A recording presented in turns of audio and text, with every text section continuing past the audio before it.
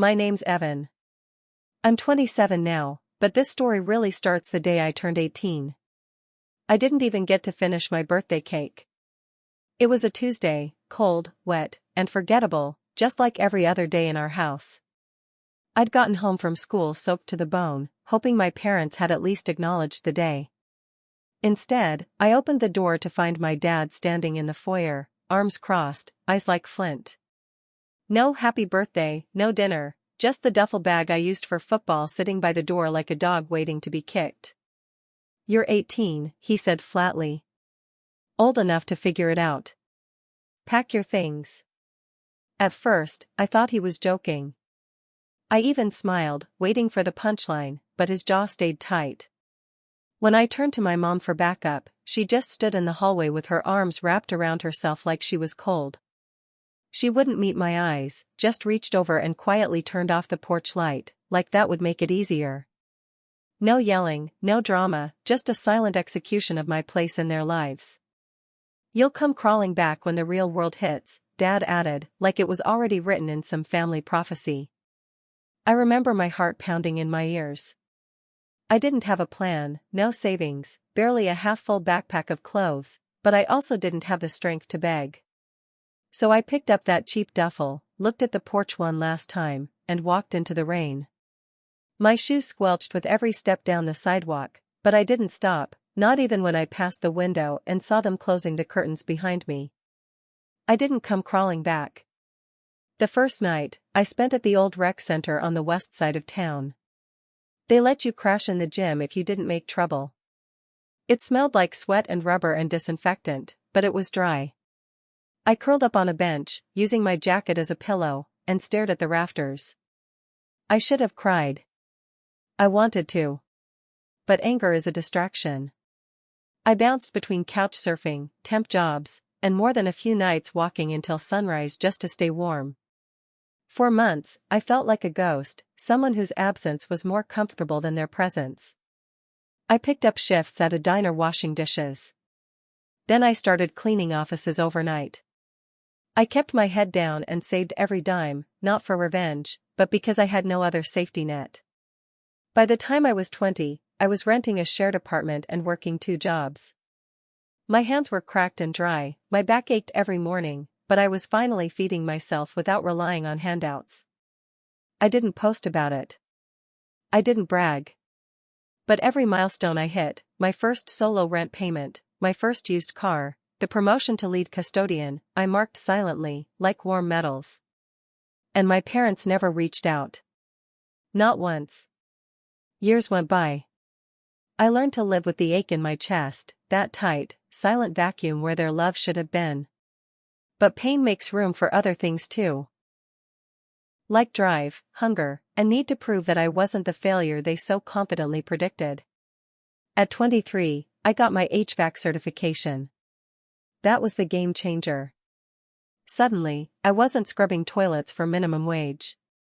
I was installing systems, fixing heat in the dead of winter, and taking pride in work that people actually needed. I built a little business, mostly solo gigs at first.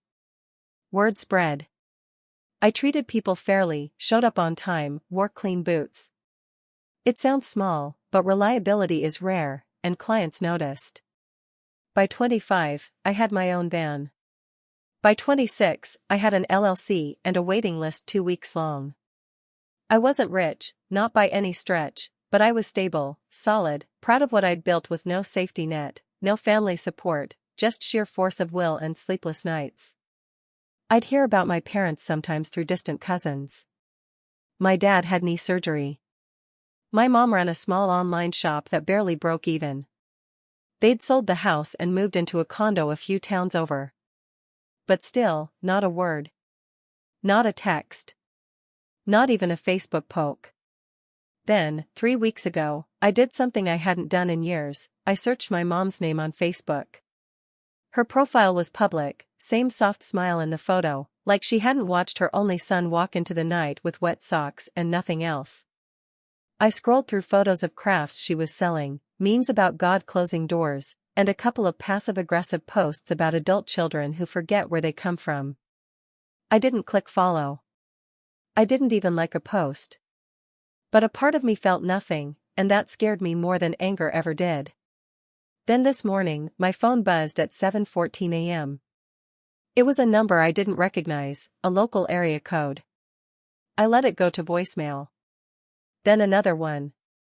Then 3 more. I checked my email, 9 new messages, all with variations of the same subject. Can we talk? Urgent, please read, from your mother. I sat in my office, sipping the same burnt coffee I made every morning, staring at my screen as notification after notification stacked up, one from my uncle, 2 from cousins I hadn't seen since high school, and one final message from a Gmail I didn't recognize. Evan, it's your father. We need your help. I didn't open it. Instead, I clicked on my business calendar, cleared the afternoon appointments, and sat there just breathing. Not angry, not triumphant, just still. They were reaching out after 9 years of silence, 9 years of empty birthdays, unreturned messages, and cold porch lights. And now they needed something. I didn't reply, but I did read one of the voicemails, my mom's voice, soft, wavering, laced with urgency. Evan, honey, we made mistakes. Your dad and we didn't know. We weren't ready. But things are bad now. We don't have anyone else. Please just call us back. I didn't. Because in that moment, I realized something they never taught me. Not when they shoved me into the rain, not when they turned their backs. Silence is its own answer, and this time I wasn't the one waiting in the cold. I didn't sleep that night, not because I was conflicted. No, the decision was oddly easy. What kept me awake was the quiet satisfaction of knowing they finally knew what it felt like to be desperate and ignored. But curiosity is a sneaky thing. By mid-morning, I cracked open the full email thread. I told myself I just wanted information, not contact. I wasn't going to reply. I just wanted to know how bad it had gotten. And oh boy, it was worse than I'd imagined. The email from my father wasn't long. That wasn't like him. He was a man of control, of drawn-out monologues about respect and expectations. But this was clipped, cold, and laced with a desperation he probably gagged on just typing. Evan, I know we haven't spoken. There's no excuse for how we handled things. But we're in a bad place. I lost my job last year. Medical bills are piling up. Your mom's struggling to keep her shop going. We're being evicted in 30 days. We know you're doing well, your cousin showed us your business site. We're not asking for a handout, just a loan, or maybe even a place to stay until we figure things out. Please think about it. Dad. I reread the line "we're not asking for a handout" about 5 times. It made my lip twitch. That's exactly what they were asking for, only wrapped in the same controlling, performative dignity they always clung to. And that bit about "your cousin showed us your business site"? Yeah, that made sense. I had recently launched a new service page and posted a picture of my office with the company van outside. That same cousin, Lisa, had commented on it, "So proud of how you've come." I guess pride is contagious when someone might pay your rent. What struck me the most, though, was how little they said about me. Not once did they ask how I was doing, if I was happy, healthy, safe. The whole thing read like a letter to a bank, not a son. And somehow, that cut deeper than if they'd just begged outright. I didn't respond, not that day, not the next. But the voicemails kept coming. Some sad, some guilt-ridden, a few angry, like they were shifting into old habits, as if silence was just another form of defiance they had to beat out of me. By the end of the week, my inbox had grown a whole subplot, messages from distant relatives, people who hadn't texted me since I was 17 and getting my wisdom teeth pulled, now suddenly remembered I existed. One email from my aunt read, "Hi sweetie, I know there's been distance, but family is family. Your parents are in a hard place, and I think you'd feel terrible if something happened and you didn't help. Maybe you could just let them stay for a little while. You've got a big heart, don't let pride get in the way." I closed the email and stared at the wall for a long time. Pride, that's what they thought this was. They called it pride because it was easier than admitting they'd gambled and lost. They bet that I'd fail, that I'd come home with my head hung low, begging for scraps. And now that the roles had flipped, they expected me to forget everything, the night and the rain, the years of silence, the birthdays that came and went without so much as a text. I wasn't being proud. I was being free. Still, a part of me needed closure. I didn't want to talk to them, but I wanted to see them, not for revenge, not yet. I just needed to understand how far they'd fallen, what rock bottom looked like for two people who once thought they were too good for their own kid. So I drove, not to their condo, they'd lost that months ago apparently, but to the old church where they were supposedly going to a support group on Tuesday nights. One of the emails mentioned it in passing. It was only a 30-minute drive. I parked across the street, stayed in my van, and waited. At 6:47 p.m., they came out. My father was hunched, thinner than I remembered. The man who used to tower over me with belt-tight fists now walked with a slight limp and clutched a worn coat like a lifeline. My mother looked older, her hair mostly gray, face drawn and tired. They didn't speak as they walked, just kept their heads down, silent in a way that was no longer powerful, just defeated. I didn't feel joy, not really. What I felt was distance, like I was watching two actors who used to star in a show I no longer cared about. Their downfall wasn't satisfying, it was just inevitable. But I also realized something in that moment: they hadn't changed. Not really. Because if they had, they'd be apologizing without expecting anything in return. They'd be owning what they did, not attaching it to "please help us now." I drove off without them seeing me. The next morning, a final message came through. "Evan, I guess we were wrong to expect anything from you. But I hope one day you understand what it's like to watch your parents suffer while you do nothing. We'll figure it out. Dad." That was it.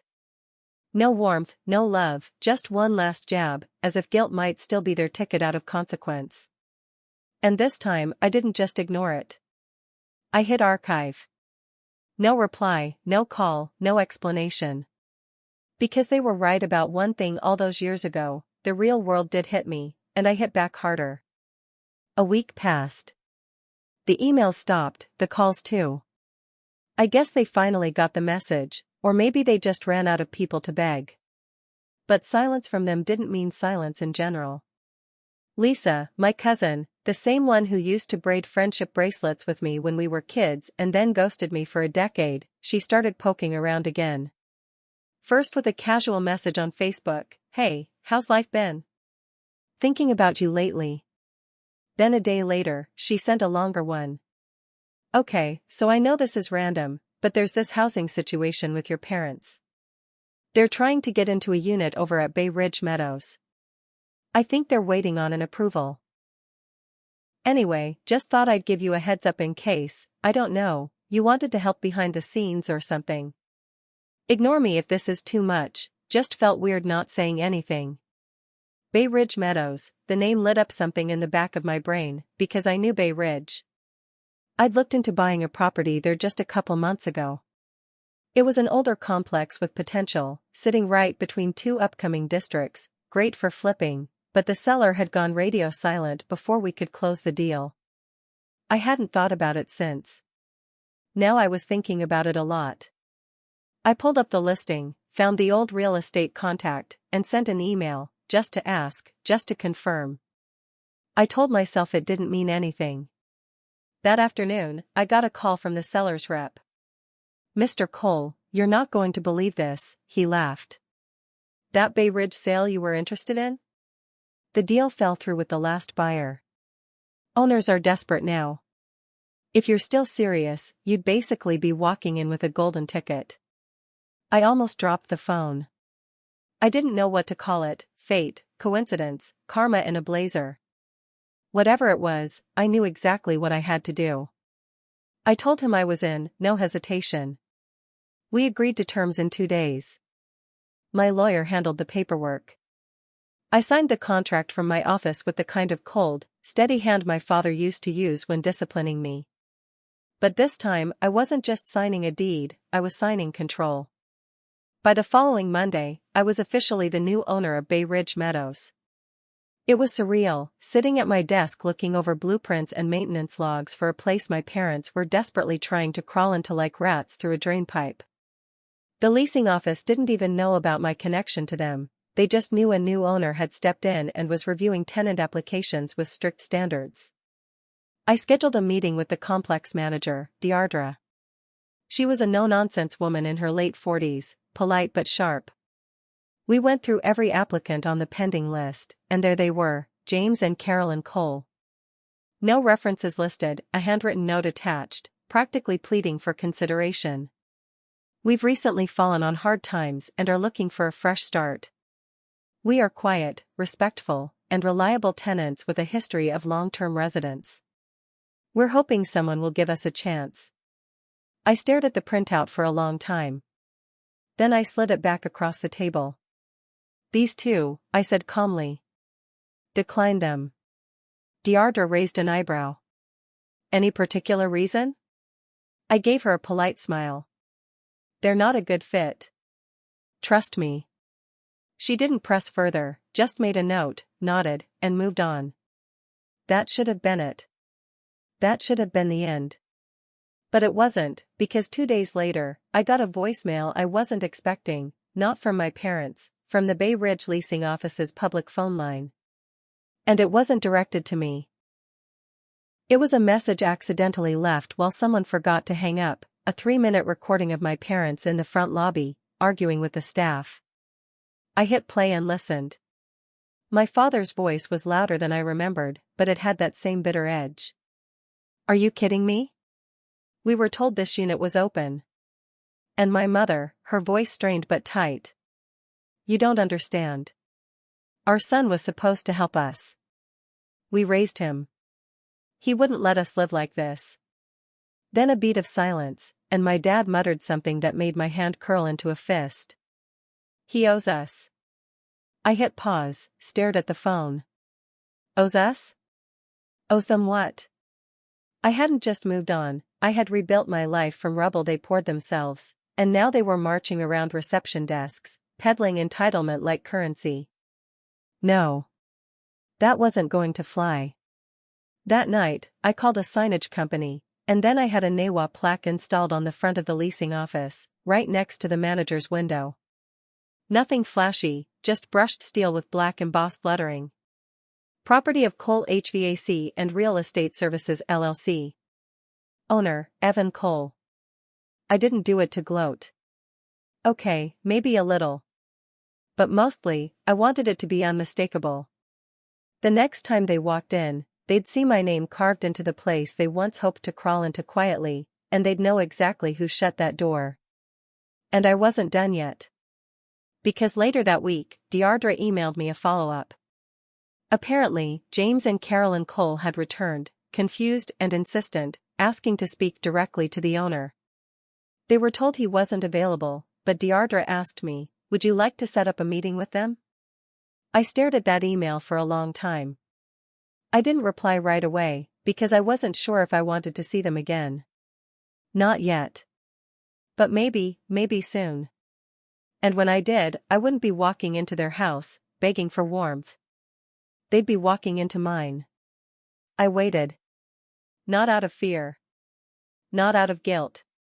I waited because I wanted them to sit with it, to feel the echo of every empty birthday, every voicemail I never got, every moment they told themselves I was the problem and not the product of them. For 2 weeks, I let the silence stretch, long enough for them to try again and again. Deirdre forwarded every voicemail they left for the owner. Each one was a little different in tone. The first few were polite, hopeful.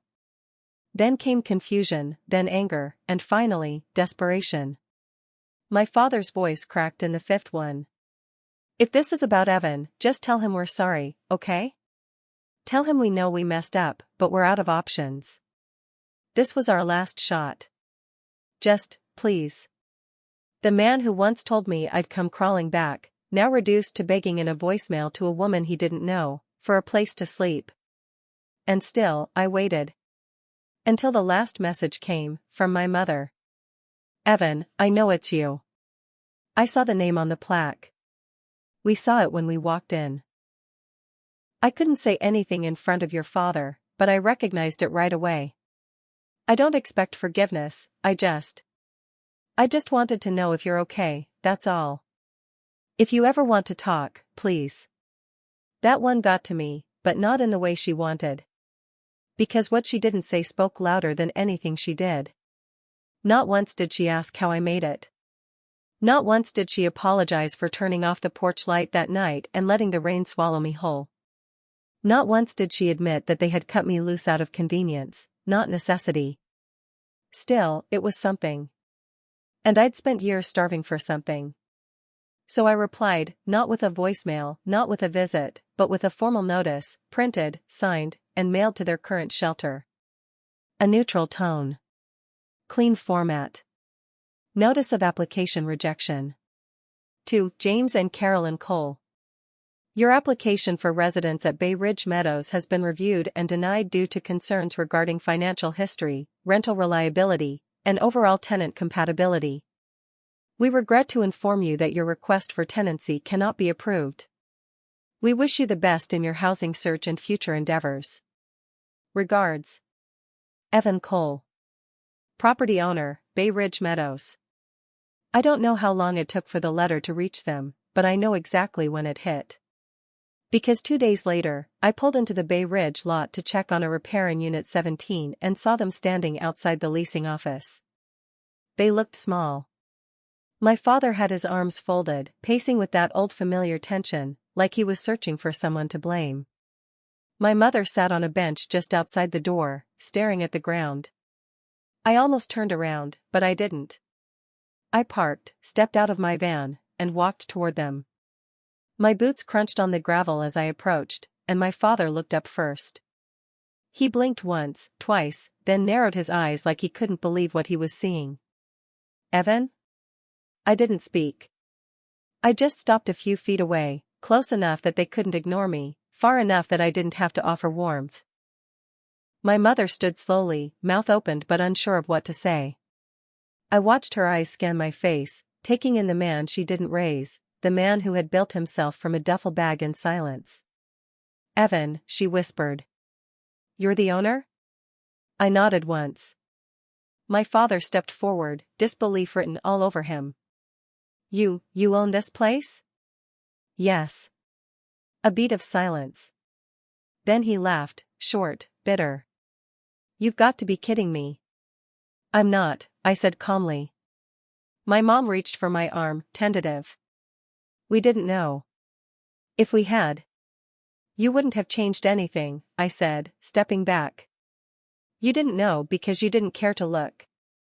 You wanted to pretend I disappeared. She winced. That's not fair. You left me on the lawn with a wet backpack and no plan, I cut in. You turned off the porch light like I was some stray you were done feeding. My father's mouth tightened. We were trying to teach you responsibility. You were getting arrogant, disrespectful. No, I said, voice low. I was tired of being treated like I didn't matter. I got tired of you reminding me that love came with strings, that your approval was transactional. He stepped forward again, shoulders squared, the same stance he used when he used to yell me into corners. I didn't flinch. You really going to hold a grudge this long? He spat. We're your parents. No, I said, my voice steady. You're two people who had a chance to raise a son and chose control instead. And now that the control is gone, you want mercy. My mom's eyes brimmed with tears. Evan, please. We've lost everything. I looked her in the eye, not cruelly, just firmly. So did I. She blinked, confused. What do you mean? I lost my faith in family, I said. I lost birthdays. Holidays. I lost any hope that you'd show up when it mattered. You made me believe I was on my own, so I learned how to be. But we're sorry, she started. Too late, I said. Sorry means you try to fix it before you need something. I turned to go, but something in me, something old and unspoken, made me stop. I looked back at them. I won't evict you from anywhere else, I said. I won't harass you. I won't chase you down for an apology I know I'll never get. But you won't get a roof from me, not after what you did. My father looked ready to argue, but I raised a hand, not to silence him, but to end it. You threw me out into the world, I said quietly, and I built one without you. Then I walked away. I didn't look back. I didn't need to. By the time I got to my van, I felt lighter than I had in years, not because I got revenge, not because I won, but because I finally stopped carrying the weight of their approval like it was something I still needed. They were just people now. People who made their bed and finally had to lie in it, without me to fluff the pillows. Later that month, Deirdre let me know they'd moved on. Some low-income housing place 2 towns over had accepted them. Barely livable, apparently, mold, thin walls, leaky faucets. I didn't feel triumphant. I didn't gloat. But I did sit in my quiet office, sip a warm cup of coffee, and stare at the framed photo above my desk, not of my parents, but of me, 17 years old, wet socks, a duffel bag on my shoulder, and a world ahead of me. They never thought I'd survive. Turns out, I didn't just survive. I built something better, without them. And for the first time in my life, that was enough. I would love to hear your thoughts in the comments below.